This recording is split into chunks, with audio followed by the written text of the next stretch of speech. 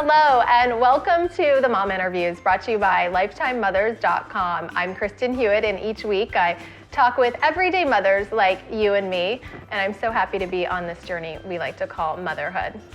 Today our guest is Shanell Mouland. She is a resource teacher and has a Master's of Education's degree. She's also the mother of two young girls, one of whom has autism.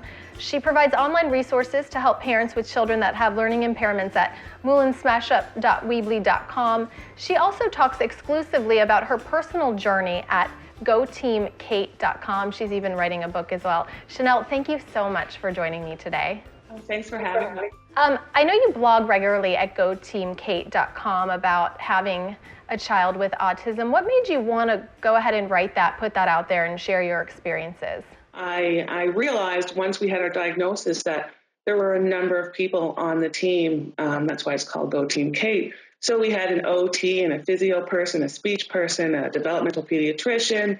And originally I was hoping just that those people would read the blog so that we could all keep connected on Kate's progress. And I really had no idea it would go to the, extent it has. So it would become a blog that, 3,000 people read every day. I had no idea. So we started with 14 readers, so just our family and Kate's doctors. Yeah, let's talk a little bit about the blog, because one of the posts I read that gave me chills, and I'd heard about it before I even knew that I was going to be interviewing you today, was called Dear Daddy in Seat 16C. You wrote a letter to a man on an airplane that was with your daughter, Kate, that really helped you on the flight, and it went viral. It was on ABC News. It was everywhere. Kind of tell us a little bit about that post, why you wrote it, and did you ever meet that man and find out his name? I wrote that post because after having that interaction, so ultimately the plane ride was difficult for Kate and Eric, who I write about, who I know his name now. Kate was calling him daddy, and it's on the blog. If you read it, you'll see that Kate was overly infatuated with Eric and called him daddy and wanted to, have his iPad and wanted to go in his briefcase and all these things that Kate is famous for. But a lot of people might frown upon, or at the very least try to ignore or be awkward. And I wrote to him because what he had done was completely embrace her and just friend her, and the two of them just had this little connection. Now she started to have a bit of a meltdown, which is common for children on the spectrum, on the way out. So I never did get to thank him for spending time with her on that flight. So as I'm carrying her, sort of kicking and screaming out of the airport, I see him and his wife going the other way. And, it wasn't even until a few days later I got home and I thought, I can't say this to him directly, but I have to get this out because flying is terrifying with a child on the spectrum because of some of their needs can't be met, up in the air when you can't escape. Yeah, and I mean, flying with any child is terrifying, but then you add autism into the mix. And then you found out his name, and you have talked to him since that article went viral. His son's girlfriend read the letter, and she, a lot of people, strangely enough, told me they were Eric, told me they were Dear Daddy, which is, strange. But when something goes viral, I've learned that a lot of strange things kind of happen. A lot of people come out of the woodwork. This particular girl emailed me and said, I think you're talking about my boyfriend's father. He told me he and Kate had talked about their two dogs, their two beagles. And she sent me a picture of him and the dogs, and sure enough, it was him. And I remembered the dogs. And so we connected that way. And then the media, he was America Strong, I think it's called. Diane Sawyer spoke to him, and we had just media interviews for about a week, just nonstop, all over the place. And so we talked on the phone almost every night for the first week after that happened. And he invited us out to New Jersey, and we went to New York, and it was great. We had a great time. It's kind of amazing because you started this blog to share your journey and hope to reach people and hope to bring awareness about autism, and look at what happened. And in the infancy of your blog, it is pretty remarkable, isn't it? Yeah, and overwhelming, but in a great way, because, a blog I was just trying to help Kate in the beginning, just trying to make sure everybody on her team was on the same page. And the fact that some of the research and some of the hard work we've done, my husband and I, can help other people. I like giving people who might be where I was 2 years ago a little hope, or a little help if I can. Well, let's talk a little bit about Kate, since that's what you write about in your team. You were a teacher that worked with children with autism, correct, prior to having kids? So for you, is this something, when you had her, when did you first realize she had autism, or was it a surprise to you when you found out? When Kate was born, and this being the mom interviews, I know moms will nod their heads. I knew something was different, and I write about this in the blog too, in a letter, and in the diagnosis post. But I knew something was different, and I really felt guilty about feeling that way about her. I felt maybe I wasn't bonding with her, because my firstborn had been just the way you have a baby and just immediately would just, throw yourself in front of a bus for that baby. And you have this unbelievable bond. And I had that love for Kate, that I would do anything for her, but I couldn't feel it back. Because even an infant, with the mother, there's a connection there. And I couldn't feel that back with Kate. And I blamed myself for the longest time. And it got better, and we worked really hard. But then I actually found out when we went to Disney World, because it's a bit of a sensory nightmare. The happiest place on earth is where you found out? Wow. Yeah.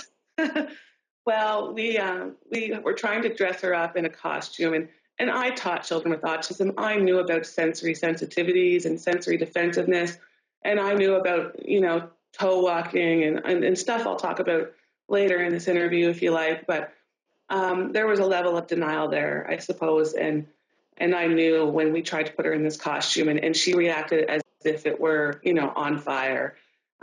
So that was the moment I knew. And it wasn't until maybe 6 or 8 months later that we had a diagnosis, but the diagnosis was a relief at that point, because immediately at that point, we began to work on therapies that would help Kate connect us, because she was on her own agenda in her own world, and that's why we didn't feel that immediate connection. Eye contact was hard, and acknowledging people was very hard for her. And gosh, it's a different story for her now. You wouldn't believe it.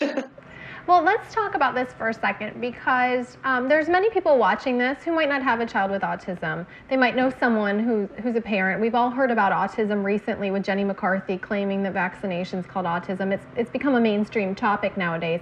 But for parents like me who don't have a child with autism, give us the Cliff Notes version. What is autism? What behaviors do children with autism? And I know there's all different ranges and all different spectrums, but what relates to you personally? What are the behaviors that an autistic child would exhibit? In order to get that diagnosis, and it is a spectrum disorder, so you're right, one child with autism is completely different from any other child. But you have to sort of have issues in a triad of areas. So the doctor, the developmental pediatrician, is going to look at 3 things, and the first would be communication. So if your child has a delay or difficulty communicating, you're going to get a check mark. And now that and on some occasions, the child would have advanced language skills, and we used to call that Asperger's, but we don't do that anymore. So the communication would still be difficulty for the child, whether or not they had a lot of vocabulary or very little. Their communication with their peers is going to be especially difficult. They're going to have restricted and repetitive behaviors, and sometimes we call those SIMs. So they will toe walk, and they will flap their hands, line things up. Often autistic children will line up their toys, and while it doesn't make sense to us, it makes sense to them. So we let it happen. And the last thing that you're going to have to get a check mark in if the diagnosis is coming is socialization issues. So they have a lot of trouble making friends and connecting and playing appropriately. But children with autism can live perfectly happy and perfectly normal lives if they get help, and if they have parents that are as devoted as you to helping care for them and helping them through this. So what are some of the things that you've learned, and I know, again, this is a short interview, but what are some of the top things you've learned that can help a parent that might have recently come up with this diagnosis? Where are the websites? What are the therapists? What are the things that they can do? There's like with any disorder, there's some disagreement among the masses of the collective autism community, but Most people really appreciate the services of speech pathologists. They specialize in communication, and this is a communication disorder first and foremost. So our daughter goes to speech every week. She also has a therapist with her at daycare every day for 3 hours a day. And those things have been excellent, helping her to cope and to sort of navigate, because things in this world are very foreign to Kate. Like, she's a funny little thing. She's a busybody, and she's a Ninja Turtle maniac, and just wants to play and be a superhero. And so the help she receives in terms of speech has been number one. And she has some behavior therapy as well that will help her make friends and play appropriately with her friends. The number one thing I think for children with autism is to be around their peers, is to go to the typical daycare, typical school, include them in classes with their peers, and they're going to have that excellent modeling, and they're going to come a long way. How old is Kate now? She'll be 5 next month. And so you have one child with autism and one without. How do you balance that? And how do you I'm sure you give a lot of attention to Kate because of some of the extra therapies and extra things you have to do with her. So how do you balance it with Grace, with your other daughter, and make sure she's feeling part of the family? Is that a tough dynamic to balance as well? It is. It's tough. Our firstborn, Grace, is a very shy, very anxious, quiet, and she'll sit idly by when she needs to. And sometimes we feel she gets lost in the chaos that is an autism household. She's quick to protect her sister. She's quick to defend her sister. And we really worry that at some point she's going to feel some resentment for the role she has taken on. We don't know if Kate will ever live independently. It's hard to say. She may run the next, Fortune 500 company. I don't know what she's going to do. I'm sure it'll be big, whatever it is, but maybe she'll live with us for the rest of her life. And if she does, that's going to put a burden, so to speak, on her sister. And she's little now, but we do have fear that she got sort of a raw deal. But right now, it would break your heart. It's just adorable. Like, she just loves her little sister so much, and she just talks to her like a little mama. It's just really cute. And that's a huge testament to what you and your husband are doing as well, fostering that.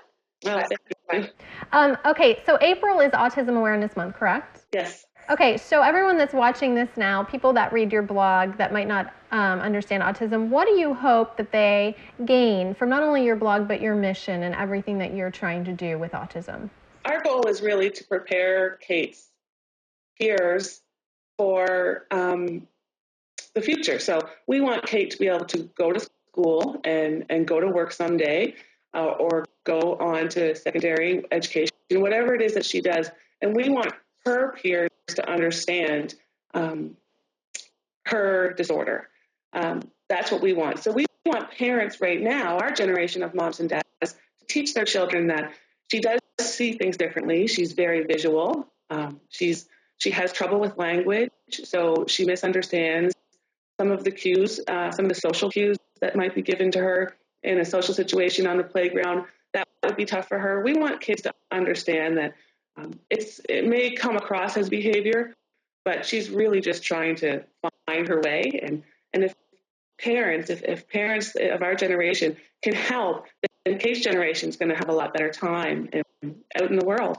Last question for you. How did getting this diagnosis change your life? You personally as a mom, and how do you keep autism from defining you as a person and you as your family, or is it hard not to? Yeah, I don't know if I'm good at that. I think I've had some trouble. I write, and that helps, but I've put on a lot of weight, to be fair, and I know that's a coping mechanism, a bad one, but it's one. Maybe it's too much wine, or maybe it's too much chocolate, all that good You're stuff. human. You're Yeah. human. I self-soothe, right? And if I feel upset or scared or sad, I guess I choose. I wish I was one of those people like my husband who just likes to work out, makes him feel better, and maybe I'll get there. But I definitely, it has consumed us, and that's why we worry about our 6-year-old, almost 7-year-old, because it has consumed us. She knows about the website. She's very proud of it, but it's called Go Team Kate, so she knows that, and we explain to her that, you have every opportunity and you're so fabulous. And we're just trying to give Kate the same opportunities that you have. And I hope she gets it. So yeah, it's really hard. If you know somebody with autism, or if you know a family with autism in the family somehow, whether it be a sibling or, at this case, it could be cousins or somebody, they are thinking about it a lot. They are worried.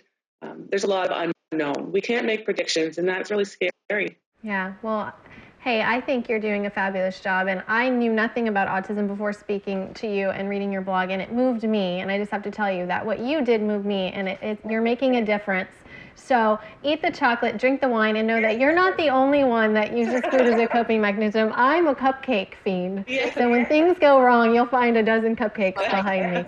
So don't feel bad about yourself. It will come in time. And thank you for sharing your story. All right, well, we need to get to the fun part of this interview, because as part of the Mom Interviews, LifetimeMothers.com has sent you a special gift for sharing your story with us. So do you have that gift? I do, yes. Can I see it? Show it to us. Yeah, if you want to just hold it up. Okay, so first I want to ask you, do you buy jewelry a lot for yourself? I mean, I'm assuming this isn't something you do all the time, right? I wish I could. What was the last piece of jewelry you received? Maybe my wedding ring. Oh, well, we need to talk to your husband about that. Well, I won't let you keep you. Go ahead and open it, and I want to see what you chose. So this is a special gift for you then. Yeah, this is great.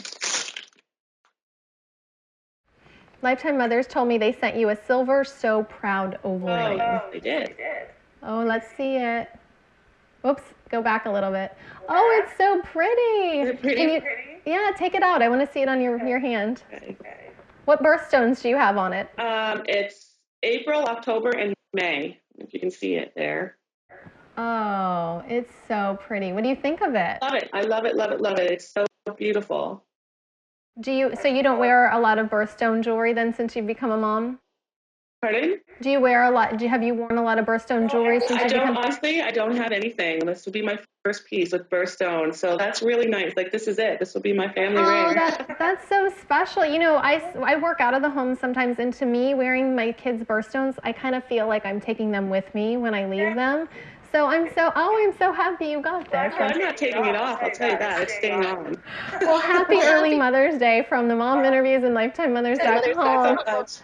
Oh, thank you so much, Shanell, for being a part of the Mom Interviews. I really appreciate you spending so much time with me, and I feel enriched just getting a chance to speak to you. Oh, thanks so much. And to our fabulous audience, thank you so much for joining us. But before you go, we have a question for you. How closely can you identify with Shanell and her family's struggles? And how do you keep those struggles from defining you? Weigh in on the LifetimeMothers.com Facebook page. We want to hear from you. Please join the conversation. And don't forget, Mother's Day is coming up May 10th. So if you need a special gift for that special mom, log on to LifetimeMothers.com for a personalized jewelry gift for mothers. And also, if you'd like to be a guest on the Mom Interviews, please email our producer at mominterviews.com. Thanks so much for watching the Mom Interviews. For LifetimeMothers.com, I'm Kristen Hewitt. Thanks for watching.